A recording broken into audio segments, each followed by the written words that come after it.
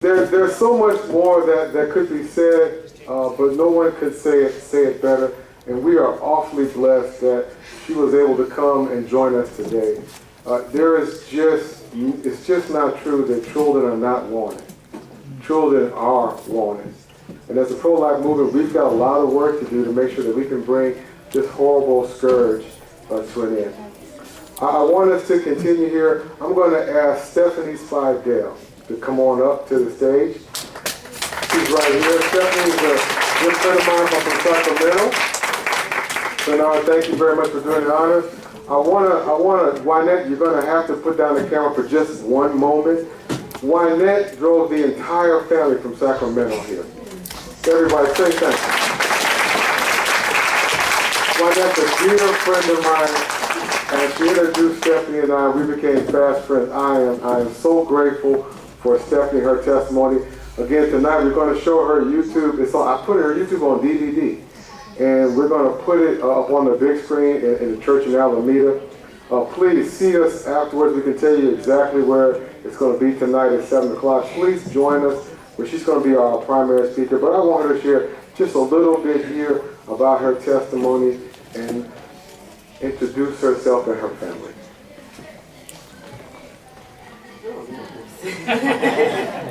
Hello, and thank you for having me. I appreciate Pastor Hoy and Wynette and everyone for your support. In 2010, at the time I had 4 kids, I was also raising my niece because my sister was murdered about 4 years ago. And I found out I was pregnant with my 5th child. I just instantly went from 4 kids to 5 kids to now 6. And I just didn't see how I could take on raising another child. I was already dealing with a whole lot, and the father of the child wasn't on board, and I just didn't think I could do it. So I decided at about, I think I was about 12 weeks, that I was going to terminate the pregnancy. So I went to the abortion clinic, and I just so happened to meet some people out on the sidewalk praying. And he asked if he could talk to me. And, you know, the night before I prayed, I thought I knew I wanted the abortion, but I prayed and left my heart open.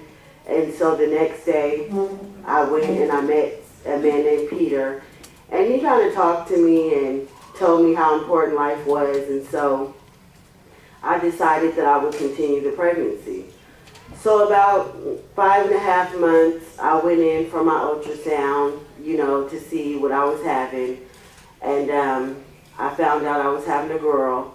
And we were all excited. About 2 days after the ultrasound, the doctor called me and said it was suspicion of a cleft lip. So I couldn't even imagine that, but I was like, okay, it's a cosmetic issue, I could deal with that. So I then went in about a week later for a more detailed ultrasound. And as I'm having the ultrasound, I could just see the doctor and the technician whispering. It got real quiet. So then they put up all the pictures, and they were showing me everything that was wrong with my daughter.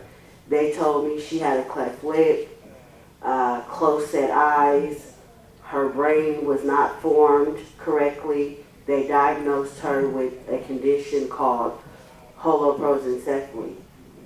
So they told me it was incompatible with life and that I needed to terminate the pregnancy. So I went home and I thought about it. It was right before Christmas. I didn't know how I could tell my kids. They told me she would suffer, she would have no type of life, and that it would be the best thing for her and for me. I couldn't. Found out she was a girl. I gave her a name. She was still kicking at the time. And I just couldn't see myself terminating the pregnancy.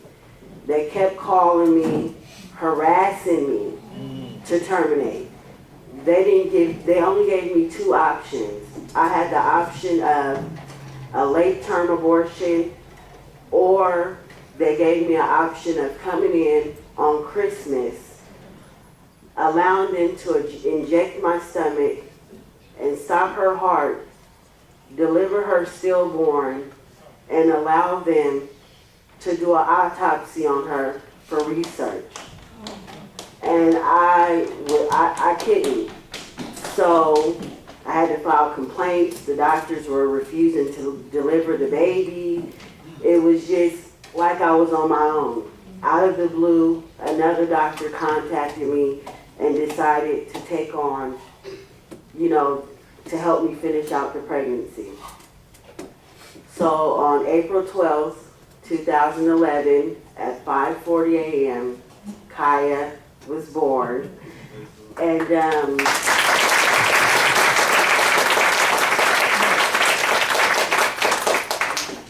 I ended up telling my kids after Christmas the severity of the situation.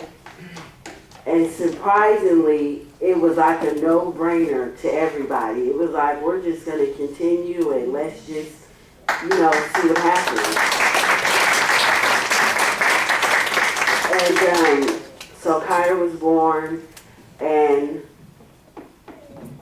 God is so good that she's never been hospitalized. Me and my kids are able to do all of the care ourselves. She has inspired us in so many ways. We love her unconditionally.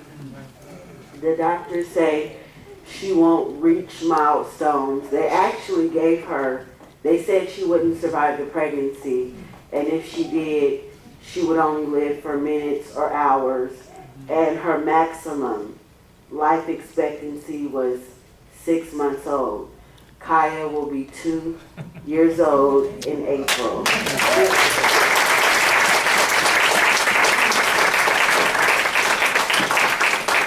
I just want everybody to know that we all say that we give unconditional love, and sometimes we are put in a position to where we have to prove it. And I feel like I proved it. My daughter has not suffered. She's very loved, very wanted. It took Kaya to change my position on abortion. I now no longer believe in abortion.